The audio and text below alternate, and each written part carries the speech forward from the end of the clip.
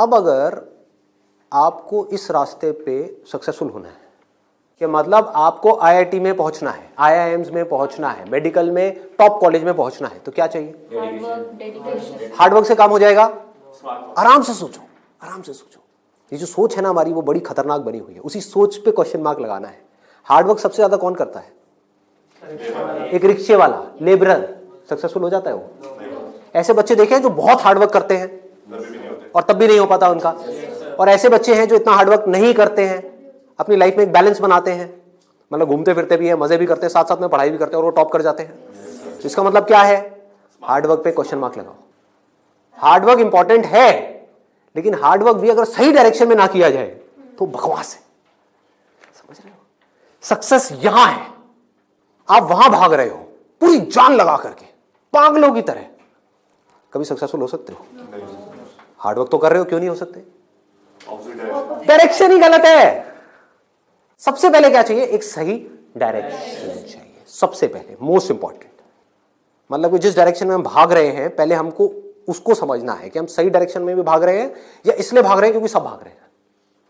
या ये कहो, हो सकता है ये जो सब भाग रहे हैं उसमें से कुछ लोगों के लिए वो डायरेक्शन सही हो, हमारे लिए गलत हो। समझ पा रहे हो? पता कैसे चलेगा कैसे पता लगेगा? एक्सीलेंट। देखो क्या है, सिर्फ दो पैरामीटर्स हैं जिसके ऊपर हमको दिमाग लगाना है। एक है कंपटीशन, एक है कंसंट्रेशन पावर।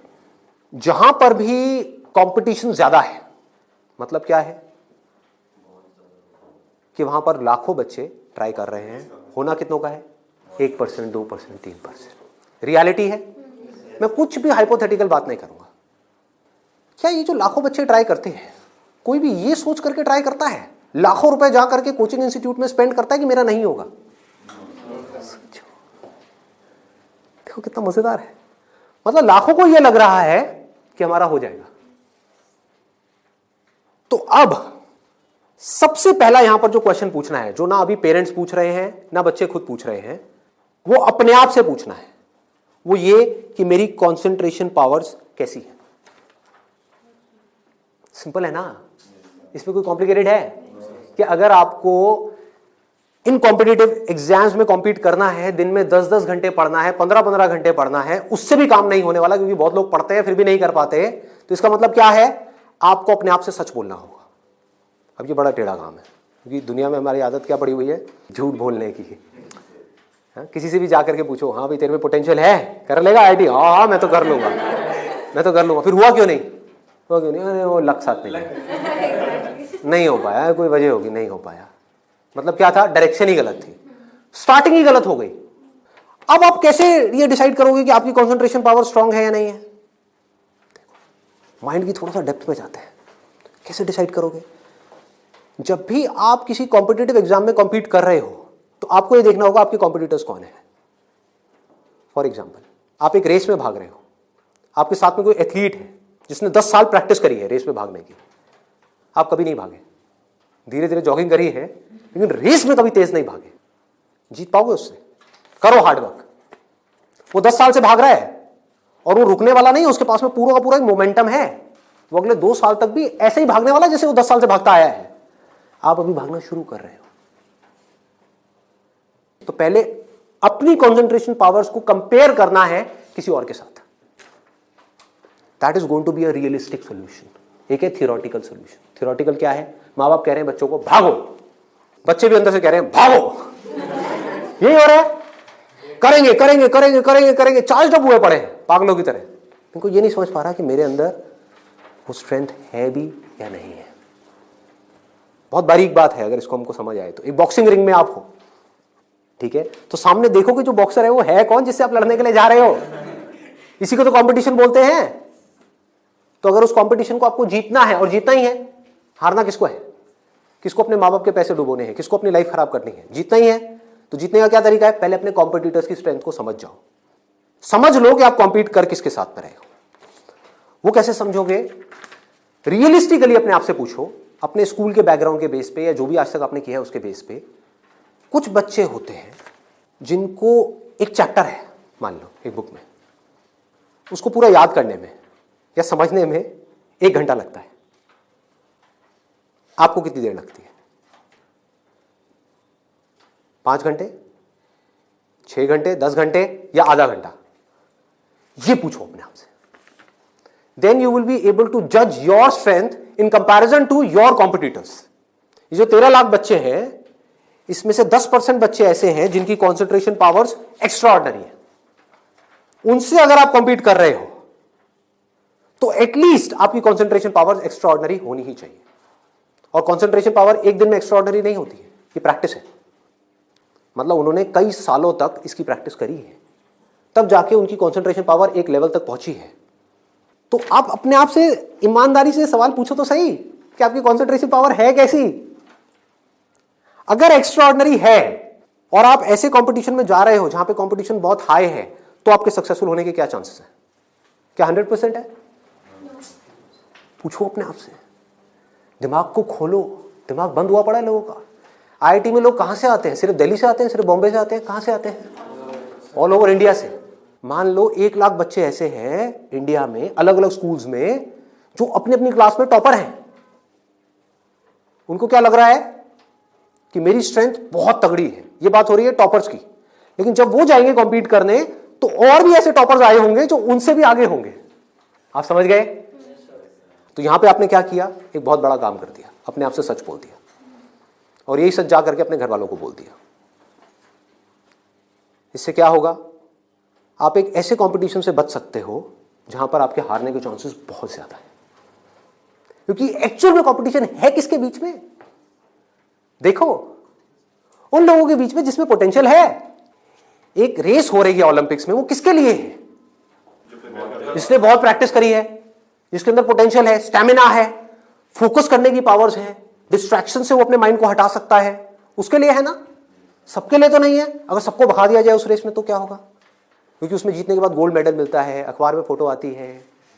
अखबार में फोटो आती है ना, इन कोचिंग इंस्टीट्यूट्स की फोटो आती है, नाम लिखे होते हैं, ऑल इंडिया रैंक ये है, ये है, ये है। उसको देख करके क्या होता है माँ बाप की हालत? उनको उसकी फोटो नहीं दिख रही होती, अपने बच्चे की फोटो दिख रही होती है। यहाँ पे आने वाले इतने साल बाद मेरे बच्चे की फोटो होगी, मेरी बेटी की फोटो होगी, उसकी ये रैंक होगी। यहाँ से क्या हो रहा है? हम अननेसेसरी अपनी एक ख्याली दुनिया खड़ी कर रहे हैं। पेरेंट्स ने अपने दिमाग में एक ख्याल बना लिया। अब यहाँ तक प्रॉब्लम नहीं है, उन्होंने वो ही किया जो होना था। सबके साथ होता है, कौन नहीं चाहेगा? गड़बड़ कहाँ हुई? आप भी इस खेल को नहीं समझ पाए, आप समझ ही नहीं पाए हो क्या रहा है। ये जो कोचिंग इंडस्ट्री है आज की डेट में 1.5 लाख करोड़ की इंडस्ट्री है। ये पैसा कहाँ से आ रहा है? हम सबसे आ रहा है, हमारी जेब से आ रहा है। तो अगर इस खेल को हम समझ जाएं, हमारे पेरेंट्स नहीं भी समझ पा रहे क्योंकि वो तो सपने देखेंगे ही, और हम जाकर के बोले ये सपना आप अभी रोक दो, इस पे लगाम लगाओ, देखो पहले कि आपका बच्चा कहां स्टैंड करता है। गाड़ी आपके पास में 800 और कॉम्पीट करने की बात कर रहे हो फेरारी वालों से। बट इसका मतलब ये नहीं है 800 बुरी है। आप समझ गए मेरी बात? रेस में बुरी है, बट दिल्ली की सड़कों पे, पुरानी दिल्ली में फेरारी अच्छी है, 800 अच्छी है? 800 अच्छी है, ज्यादा सक्सेसफुल है। बट वही अगर उस रेस में चली जाए जिसमें सब भाग रहे हैं और सारी 800 नहीं है, फरारीज है, एक से एक फरारीज है, किसमें कितनी आग लगी हुई है वो आपको पता ही नहीं है। आप समझ पा रहे हो? कोई आ रहा है कहीं से, उस बच्चे में कितनी आग है और कितना पोटेंशियल है वो आप सपने में भी नहीं सोच सकते, और आप उससे लड़ने की बात कर रहे हो। किस बेस पे? क्योंकि मेरे घर वालों ने ये सपना देखा है और मुझे सपने को सच करना है। पोटेंशियल है या नहीं है? पूछो अपने आप से, तो आपको क्लियर कट जवाब मिलेगा। Clear cut. 10% लोग ऐसे होते हैं जिनमें एक्चुअल में पोटेंशियल है इन एग्जाम्स में कॉम्पीट करने का। तो if you are there in that top 10% category, तो अब आपका हार्डवर्क यहां पे काम आने वाला है। Depending upon your hard work, बशर्ते आपके अंदर पोटेंशियल हो। फॉर एग्जाम्पल फेरारीज की रेस हो रही है, उसमें आपने पूरी जान लगा दी, एक सेकंड के लिए भी डिस्ट्रैक्ट नहीं हुए। ठीक है, डिस्ट्रैक्ट होने में 1 सेकंड लगता है। डिस्ट्रैक्शंस वाला मेरा सेशन है पावर ऑफ फोकस, वो देखा होगा आप लोगों ने। बहुत तरह की डिस्ट्रैक्शंस है। मान लो आप हो तो फेरारी, लेकिन डिस्ट्रैक्ट हो गए, रुक गए, रेस यहां हो रही है, आप यहां चले गए, आउट है कि नहीं? तो आपको पूरी तरह से फोकस्ड रहना पड़ेगा, हार्डवर्क करना होगा, डेडिकेशन चाहिए, डिजायर चाहिए, सब कुछ चाहिए। लेकिन सबसे पहले क्या चाहिए? इंजन में दम होना चाहिए, अंदर वो पोटेंशियल होना चाहिए, एक्स्ट्रा ऑर्डिनरी कॉन्सेंट्रेशन पावर्स होनी चाहिए। ये बात हमको समझ क्यों नहीं आ रही है? अब क्यों चाहिए कॉन्सेंट्रेशन पावर्स, कभी सोचा है? दो तरह के काम है इस दुनिया में, एक वो जिसमें हमारा इंटरेस्ट है, दूसरा वो जिसमें इंटरेस्ट नहीं है। जहां इंटरेस्ट नहीं है वहां पर कॉन्सेंट्रेशन पावर्स का स्ट्रांग होना बहुत जरूरी है, जहां है वहां पर नहीं है, क्योंकि वहां तो ध्यान लग जाता है। वीडियो गेम खेलने के लिए कॉन्सेंट्रेशन पावर चाहिए क्या? क्यों? क्यों? इंटरेस्ट है तो वहां पर कॉन्सेंट्रेशन हो जाता है, खेलने में कॉन्सेंट्रेशन हो जाता है, और बहुत सारी चीजों में कॉन्सेंट्रेशन हो जाता है। पढ़ाई में हमें कॉन्सेंट्रेट करना पड़ता है और चाहिए ही चाहिए, क्योंकि पढ़ाई में 99.99% लोगों का इंटरेस्ट नहीं होता, तो कैसे पढ़ाई में क्रैक कर पाएंगे? तब जब अपने ध्यान को ऐसी जगह पे रोकना आता हो जहां पे हमारा इंटरेस्ट नहीं है। और ऐसी स्ट्रेंथ कितने लोगों में होती है? सच सच बताना आज, मतलब ईमानदारी से, आप में से कितने हैं यहां पर जो आप क्लेम कर सकते हो कि मेरी जो कॉन्सेंट्रेशन पावर्स हैं वो एक्स्ट्राऑर्डिनरी है? ऑनेस्टली आपकी है? Let's give a big hand for it. हम सब में से सिर्फ एक की। और ट्राई कौन करते हैं? सब करते हैं। मेजॉरिटी ऑफ पीपल, सब तो नहीं कह सकते, मेजॉरिटी ऑफ पीपल करते हैं। है ना खतरनाक खेल? और एक बहुत बड़ी चीज हुई है अभी यहां पर, आप में से सिर्फ एक ने अपना हाथ उठाया, बाकी ने नहीं उठाया। इसका मतलब आपने क्या किया? सच बोल दिया, एक्सेप्ट कर लिया। अगर अपने घर पे भी एक्सेप्ट कर लो तो क्या होगा? खेल शुरू होने से पहले ही खत्म हो जाएगा। अगर ये मेजॉरिटी ऑफ बच्चों को समझ आ जाए, इंडिया में लाखों बच्चे मेरी वीडियोस देखते हैं, उनको समझ आ जाए और वो अपने आप से सच बोल दें, अपना हाथ ऊपर ना करें, अपने घर पे जाकर के बोल दें मेरी कॉन्सेंट्रेशन पावर एक्स्ट्रा ऑर्डिनरी नहीं है। हाँ, मेरी क्लास में कुछ 4 बच्चे हैं उनकी है, वो भी कॉम्पीट करने जा रहे हैं, उनको करने दो, मुझे नहीं लगता कि मैं जीत पाऊंगा इस खेल में। हाँ, कुछ और ऐसे खेल हैं जहां पर मैं फाड़ दूंगा, तो क्या होगा? अब क्या आपके पेरेंट्स भेजेंगे आपको? पहले ही बोल दो, आपने भेजना है भेज दो, लेकिन आपका पैसा डूबेगा। 5 लाख डुबोने हैं, डुबो दो। भेजना है भेज दो, मुझे पता है मेरा नहीं हो पाएगा। ये झूठ है, ये नेगेटिव थिंकिंग है, या ये रियलिस्टिक थिंकिंग है? समझो, realistic thinking, that is the biggest thing जो हमको समझना है। पॉजिटिव थिंकिंग का लोग मतलब क्या निकालते हैं कि मेरे पास में मारुति 800 है और मैं ये एक्सेप्ट ही ना करूं कि मेरे पास में मारुति 800 है, मैं अपना एक ख्याल बना लूं कि मेरे पास में फेरारी है और जाकर के कॉम्पीट करूं ऐसे लोगों के साथ में जिनके पास में एक्चुअल में फेरारी है। फर्क पता लग रहा है? और ऊपर से अपने आप को पॉजिटिवली अंदर से मोटिवेट करता रहा हूं। घर वाले भी मुझे रोज फोन करके, नहीं बेटा तू कर सकता है, कर सकता है, कर सकता। रियलिटी को देखो ही ना, अपनी स्ट्रेंथ को देखो ही ना, अपनी आंखें बंद कर लो, सच बोलो अपने आप से। जीत सकते हो तो लड़ो, नहीं जीत सकते तो कोई ऐसी जगह पे जाओ जहां पे आप जीत सकते हो, या बेटर स्टिल जहां पे कोई कंपटीशन ही ना हो। आगे बढ़ते हैं। दूसरा क्या है? ये तो हो गई पहली कैटेगरी, एक्स्ट्रा ऑर्डिनरी, जो यहां पर अभी कोई भी नहीं मिला, सिर्फ एक मिला है। दूसरा है ऑर्डिनरी। 90% लोग एक क्लास में, 90% स्टूडेंट्स इंडिया में वो इस सेगमेंट में आते हैं। अब मजे की बात क्या है, ये जो कोचिंग इंस्टीट्यूट्स हैं, इनकी दुकानें कैसे बच्चों से चल रही है? ऐसे बच्चों से। कुछ रोल मॉडल्स दिखा करके, देखो हमारे इंस्टीट्यूट से ये है, उन्होंने ये कर दिया, जनता को लेकर के आएंगे, जितनी ज्यादा भीड़ आ जाए उतना अच्छा। तो इस पूरी प्रॉब्लम को अगर सॉल्व करना है तो कौन करेगा? एक स्टूडेंट ही कर सकता है। आप चाहो तो स्टैंड ले सकते हो। स्टैंड मतलब क्या? सच बोल दो। ऑर्डिनरी लोग 90% ये कहां जा रहे हैं? हाईली कॉम्पिटिटिव फील्ड्स में जा रहे हैं। क्यों जा रहे हैं? क्योंकि सब जा रहे हैं, क्योंकि उन्हें लग रहा है कि मेरा हो जाएगा। मैं ये नहीं कह रहा कि अगर आप ऑर्डिनरी हो और एक हाई कॉम्पिटिशन वाली फील्ड में जा रहे हो तो आपका नहीं होगा। I am not saying that the possibility is 0%, I am saying possibility is 1%। Genuine है वो भी तब है अगर आप मेहनत करो तो। अगर वहां जाकर के मेहनत ही ना करो तब तो बिल्कुल नहीं होगा। अगर आप बहुत मेहनत करो तो 1%। क्योंकि मैं हिम्मत नहीं तोड़ूंगा ऐसे लोगों की। लाखों ऐसे स्टूडेंट्स हैं जो आज की डेट में ऐसा कर रहे हैं। बट ये वीडियो मैं सिर्फ अभी करंट सिचुएशन के लिए नहीं बना रहा, मैं आगे तक देख रहा हूं। आने वाले 20 साल, 50 साल, 100 साल आगे तक देख करके चल रहा हूं कि इंडिया की प्रॉब्लम्स का अगर हमको सोल्यूशन निकालना है, अनएम्प्लॉयमेंट का सोल्यूशन निकालना है, डिप्रेशन का सोल्यूशन निकालना है, तो वो सोल्यूशन क्या है? मेरी सोच वहां पर चल रही है। इसकी वजह से होगा क्या? अभी जो ऑलरेडी ऐसे ऑर्डिनरी स्टूडेंट्स हैं और वो ऐसी जगह पे चले गए हैं, तो उनकी हिम्मत टूट जाएगी इस वीडियो को देख करके। तो मैं उनको क्या कहूंगा? उम्मीद है, लगा दो जान। बस साथ में क्या कहूंगा उन पेरेंट्स को जो अब ऐसा गेम खेलने वाले हैं, उन स्टूडेंट्स को क्या कहूंगा? मोस्ट इंपॉर्टेंट, जो मुझे देख रहे हैं, बड़ा सिंपल है कि अपने पेरेंट्स को जाकर के कहो, मुझे नहीं लगता कि मेरे में पोटेंशियल है, मुझे नहीं लगता कि मैं कर पाऊंगा, हाँ 1% चांस है।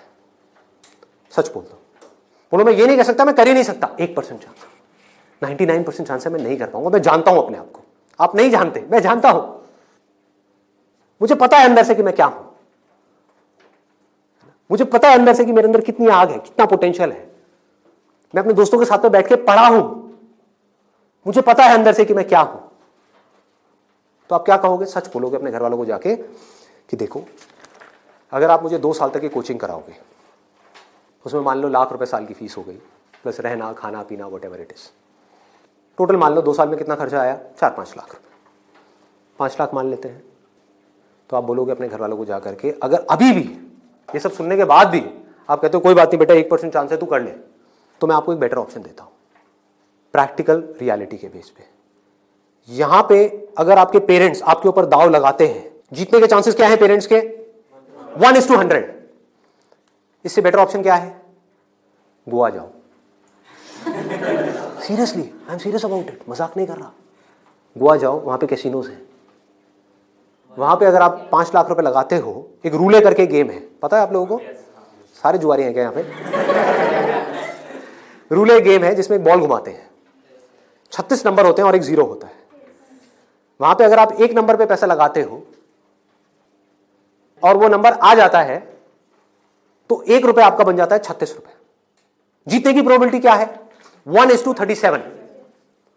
यहां पर क्या है? 1:100। वहां पर क्या है? 1:37, मतलब इससे डबल से भी ज्यादा है। तो अपने पेरेंट्स को सजेशन दो कि जुआ खेलना ही है तो ये बेटर ऑप्शन है, खेलते हैं ना। मेरी जिंदगी क्यों दांव पे लगा रहे हो? मुझे तो बचने दो। अरे खेलना है तो मिलके खेलते हैं, जाओ अपने पेरेंट्स के साथ में, उनको गोवा लेकर के जाओ, अपनी पार्टी करना, और एक दिन जाना ले आकर के 5 लाख रुपए एक टेबल पे रख देना। अगर वो नंबर आ गया तो कोई भी नंबर चूज कर लो। आपके पेरेंट्स चाहते हैं आप नंबर 1 पे आओ, ऑल ओवर इंडिया में आपकी नंबर 1 रैंक आए, तो 1 नंबर पे पैसा लगाओ जुए में। वहां भी 1 नंबर पे पैसा लगा रहे हैं, यहां भी 1 नंबर पे पैसा लगाओ। अगर वो 1 नंबर आ गया तो कितना मिलेगा? 5 लाख का 1,80,00,000। 1,80,00,000 उसको उठा करके बैंक में एफडी कराओ। कितना इंटरेस्ट आएगा? 12%। तो अब टाइम गया। आप मान लो टैक्स वैक्स काट के 7-8% भी आ गया आपके हाथ में, महीने का ₹1,00,000, साल का 12 लाख रुपए। सोचो क्या ये प्रैक्टिकल है या नहीं है? जो बात मैंने बोली है थियोरेटिकल है, प्रैक्टिकल है। वहां भी जुआ है, यहां भी जुआ है। आप भी बोल रहे हो हाँ शायद मेरा हो जाएगा, पेरेंट्स भी कह रहे हैं हाँ शायद इसका हो जाएगा। प्रोबेबिलिटी हमारे सामने है, आपके होने की जो प्रोबेबिलिटी है वो हमारे सामने है। हाँ अगर आप एक्स्ट्राऑर्डिनरी में हो तो बात अलग है, मैं उसकी बात नहीं कर रहा। वहां पर आ गई 10% से 100%, तो वहां पर जुए का कोई कंपैरिजन नहीं है, ठीक है ना। बट अगर आप ऑर्डिनरी में हो और वहां पर जाकर के आप कॉम्पीट कर रहे हो, इससे बेटर ऑप्शन है जुआ। और घर वाले कहेंगे पैसा डूब गया तो जुए में, तो बोलो वो तो यहां भी डूब रहा है। हाँ? यहां भी तो डूब रहा है। फर्क क्या है? इसको बोलते हैं एक रियलिटी के बेस पर समझ करके सोच करके लिया हुआ डिसीजन। तो अब तीसरा ऑप्शन क्या है हमारे पास में? कोई ऐसा करियर चूज करो, देखो कितना मजेदार है, जहां पे आपको कंसंट्रेशन पावर की जरूरत ही ना हो, not required. If you love singing, concentration power चाहिए क्या? नहीं चाहिए, हो जाएगा। किसी खेलने में इंटरेस्ट है तो वहां पे कंसंट्रेशन पावर बहुत स्ट्रांग चाहिए क्या? हो जाएगा, घंटों तक हो जाएगा। एक है कंसंट्रेट करना पड़ता है, एक है कंसंट्रेशन हो जाता है। दोनों में बहुत फर्क है। इंटरेस्टिंग है तो कंसंट्रेशन हो जाता है, इंटरेस्टिंग नहीं है, बोरिंग है तो कंसंट्रेट करना पड़ता है, फिर चाहे वो पढ़ाई हो चाहे जॉब हो। ये छोटी सी सोच चाहिए, समझ चाहिए। अब यहां पे क्या चलेगा? इन फील्ड्स में कंपटीशन क्या है? आर्ट हो गया, स्पोर्ट्स हो गया, कोई भी क्रिएटिव फील्ड हो गई, वहां पर कंपटीशन क्या है? बहुत ज्यादा है उन लोगों के लिए जो मीडियोकर है। लेकिन अगर आपके अंदर टैलेंट है, कोई कंपटीशन नहीं है, क्योंकि दोनों का आपस में कंपैरिजन किया ही नहीं जा सकता। कोई नंबर्स नहीं है ना, ध्यान से समझो।